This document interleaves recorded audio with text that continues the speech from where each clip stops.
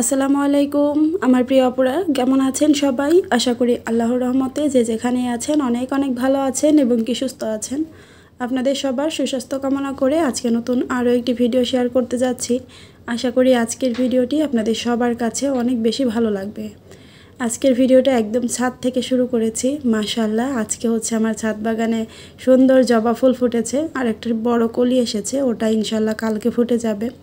তো আজকে হচ্ছে সুভানা বেবিকে টিকা দিতে গিয়েছিলাম। দ্বিতীয় ডোজের যে টিকা দুইটা দিয়েছিলাম আর একটা টিকা বাকি ছিল, ওটা তো হসপিটালে ছিল না, তো সেটা আজকে দিতে গিয়েছিলাম। আর সেখান থেকে আসার সময় একটা নয়নতারা ফুলের চারা নিয়ে এসেছি।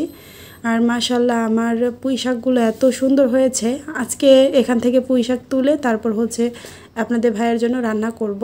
দুপুরবেলা আপনাদের ভাইয়া যখন লাঞ্চ করতে এসেছিল সেই সময়ই মূলত আমি এক ফাঁকে ছাদে এসে গাছটা লাগিয়ে ফেলছিলাম। কারণ বিকালবেলা তো আমি রোজা আর বাবুকে নিয়ে ছাদে আসি, সেই সময় তো আসলে বাবু কুলে থাকে, তো গাছ লাগানো সম্ভব না।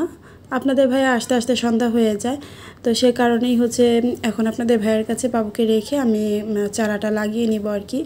আমি চেষ্টা করছি আমার তেল বানানোর জন্য যত ধরনের গাছ লাগে প্রায় বেশিরভাগই আমার নিজের কাছে রাখার জন্য, নিজের কালেকশনে রাখার জন্য। আসলে এগুলো না নিজের কাছে না থাকলে অ্যারেঞ্জ করা অনেক বেশি কষ্টের।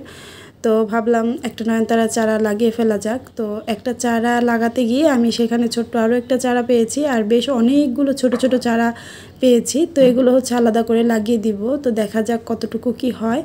তো ঘরে আমি কয়েকদিন ধরে বেশ কিছু সবজির খোসা জমাচ্ছিলাম, এগুলো হচ্ছে ছাদ বাগানেই গাছের গোড়ায় দেওয়ার জন্য আর কি। তো আজকে যেহেতু চারাটা নিয়ে এসেছি, ভাবলাম এই চারাটা লাগানোর সময় সবজির খোসাগুলো দিয়ে আর মাটি দিয়ে মিক্সড করে লাগাই। এতে করে সবজির খোসাগুলো আস্তে আস্তে পচে সুন্দর সারে পরিণত হবে আর গাছটাও কিন্তু খুব সুন্দর হবে। তো যে কৌটোটাতে লাগাচ্ছি এটা মূলত সুভানা বেবির যে ভেজা টিস্যুর কৌটাগুলো থাকে সেগুলো, তো সেটার মধ্যেই মূলত লাগাচ্ছি, কোনো কিছুই আর ফেলে দিচ্ছি না। মোটামুটি কৌটাটা বড়ই ছিল, সে কারণেই লাগিয়ে নিচ্ছি। আরও বেশ কিছু গাছ লাগাবো, গাছ নিয়ে আরও বেশ কিছু প্ল্যান আছে, তবে এখন না। কোরবানি ঈদ করতে যেহেতু আবার গ্রামের বাড়িতে যাব, তো কোরবানি ঈদ করে এসে তারপরেই মূলত সেগুলো নিয়ে চিন্তা ভাবনা করব। সেই সাথে আমার বাসা ডেকোরেশন নিয়েও কিছু প্ল্যান আছে। সবাই তো ঈদের আগে বাসা ডেকোরেশন করে, তবে আমি যেহেতু ঈদটা এখানে করব না, তো এ কারণেই আমার আর ওগুলো হচ্ছে না। তবে ঈদ করে এসে তারপর চিন্তা ভাবনা আছে। আপনারা বেশ কিছু সুন্দর সুন্দর ভিডিও দেখতে পারবেন ইনশাআল্লাহ আমি যখন ঈদ করে আসব তখন। আর এবার আমাদের ঈদের শপিংটা কিন্তু বাবার বাসাতে গিয়েই হবে ইনশাআল্লাহ। বাবার বাসাতে যাওয়ার পর আপনাদের সাথে ঈদ শপিংগুলো শেয়ার করব। এবার আর আগে শেয়ার করতে পারছি না। এখন হচ্ছে যে ছোট্ট চারাটা হয়েছিল সেই চারা আর একদম ছোট ছোট যে চারাটা হয়েছিল সেগুলো আমি জবা গাছের গোড়ায় লাগিয়ে রাখবো, যাতে এখান থেকে ভালো বড় হয়। তারপর আমি ঈদের পরে আসি এখান থেকে অন্য জায়গায় শিফট করে দিব। আপাতত এখানেই লাগিয়ে রাখছি এই আর কি। তো আপনারা কারা কারা আমার মতো গাছপ্রেমী আছেন বলেন তো? আমার কাছে কিন্তু নয়নতারারও বেশ কিছু ভেরিয়েশন ছিল, অনেক অনেক গাছ ছিল, বলতে গেলে বারান্দা ভর্তি গাছ ছিল আমি যখন ঢাকায় ছিলাম সেই সময় এবং কি ঢাকা থেকে আসার পরও। তবে আমি আস্তে আস্তে যখন অসুস্থ হতে শুরু করলাম প্রেগনেন্সির কারণে, তখন থেকে আমার গাছগুলো মরতে শুরু করেছে।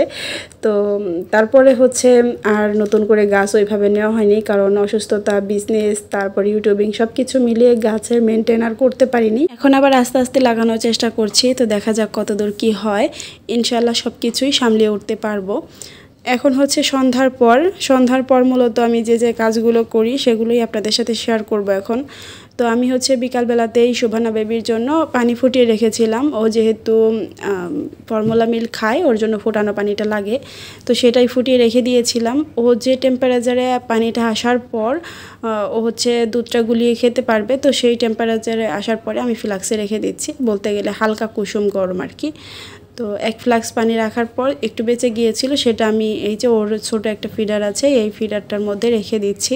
কিছু কিছু আপুদের কথা আসলে না বললেই না। এখন যেহেতু বিজনেসের কারণে আমার ফোন নাম্বারটা দেওয়া, তো ফোন নাম্বারটা আসলে এখন দেওয়া না, অনেক আগে থেকেই দেওয়া বিজনেসের কারণে। তো প্রতিনিয়তই আমার আপুরা আমাকে কিন্তু ফোন দেয়। অনেকে আছে প্রোডাক্ট নেওয়ার জন্য ফোন দেয়, অনেকে আছে আমার সাথে কথা বলার জন্য ফোন দেয়। তবে সবথেকে বড় কথা, প্রোডাক্ট নেওয়ার জন্য ফোন দিক বা আমার সাথে কথা বলার জন্য, তারা সবাই কিন্তু আমাকে এত বেশি ভালোবাসে। তাদের ভালোবাসা দেখে আসলে আমি কি বলবো, একটা অজানা মানুষের প্রতি এত বেশি ভালোবাসা থাকতে পারে, যেটা অবাস্তব। তো এই যে এখানে ছাদ থেকে কিন্তু আমি পুঁই শাক তুলে নিয়ে এসেছি। আর একটা ডগাও কিন্তু আমি কাটিনি, এখানে শুধু পাতাগুলো ছিঁড়ে নিয়ে এসেছি আর বেশ অনেকগুলো পাতাও কিন্তু রেখেও এসেছি। সব তো আর একদম ছিঁড়ে নিয়ে আসা যায় না, গাছগুলো দেখতেও খারাপ লাগে বা মায়া লাগে। এই প্রতিটা পাতা ছেঁড়ার সময় আমার এত বেশি খারাপ লাগছিল কি বলবো, তবে অনেক হয়ে গিয়েছে। তো এখন হচ্ছে পাতাগুলো ছিঁড়ে দিলে দেখা গেছে গাছটা আবার সুন্দর বাড়তে পারবে। তো এখানে হচ্ছে বেশ কিছু লাল শাকও হয়েছিল, 2টা ডাঁটা হয়েছিল, সবই আমি তুলে নিয়ে এসেছি কারণ এগুলো বেশ বড় হয়ে গিয়েছে। আর এগুলো সার যেহেতু ছাড়া, মানে নিজের টবে লাগানো, এত সুন্দর সিদ্ধ হয়েছিল। আপনাদের ভাই খাওয়ার সময় বলছিল যে না, অন্যান্য তরকারি থেকে আজকের তরকারিটা একটু বেশি মজা হয়েছে, যেহেতু নিজের ছাদ বাগানের সবজি এগুলো। তো আসলে এখানেই সার্থকতা গাছ লাগানোর, যে মাঝে মধ্যে টুকটাক যদি নিজেরা কিছু খাওয়া যায়, সেটা হোক বেশি বা অল্প, যেটাই হোক না কেন, তবে এখানেই মনে হয় তৃপ্ততা অনেক বেশি। তো এই যে এখানে হচ্ছে আমি আপনাদের ভাইয়ের জন্য তরকারিটা বসিয়ে দিচ্ছি। আজকে দুপুরবেলা আপনাদের ভাইয়া কোনো কিছু খায়নি, তো রাতেই হচ্ছে খাবে। দুপুরে বলতে সকালেও খায়নি, দুপুরেও খায়নি, তো রাতের বেলায় হচ্ছে দুপুরের তরকারিটা রাতে করে দিচ্ছি। তো এখানে 4 পিস মাছ নিয়েছিলাম আর সব ধরনের মশলাই এখানে দিয়ে হাত দিয়ে না মাখিয়ে আমি হচ্ছে ছেনির সাহায্যে মাখিয়ে নিলাম, যাতে করে মশলাটা হাতের মধ্যে না লাগে। এরপর পরিমাণ মতো পানি দিয়ে দিয়েছি। যখন মাছটা বেশ কিছুক্ষণ রান্না হয়ে যাবে, উপর থেকে আমি সবগুলো শাক দিয়ে দিব। আর ওদিক থেকে হচ্ছে ভাতটাও বসিয়ে দিয়েছি আর এখন হচ্ছে থালা বাসন ধুয়ে নিচ্ছি। আর এই কাজগুলো কিন্তু আমি হচ্ছে বাবুকে শুয়ে রেখে তারপরে করছিলাম, যেহেতু রোজা বাসায় ছিল, তো রোজা হচ্ছে বাবুর সাথে খেলা করছিল। আর রোজা যদি বাসায় থাকে আমার কিন্তু অনেক হেল্প হয়, দেখা গেছে বাবুকে শুধু খাইয়ে দিলেই হয় আর ওইভাবে মেনটেন করতে হয় না, কারণ বাবুর সাথে দেখা গেছে রোজাই খেলা করে। আর বাবুর পাশে কেউ একজন যদি থাকে তাহলেই কিন্তু বাবু চুপচাপ থাকে, কোনো সমস্যা করে না।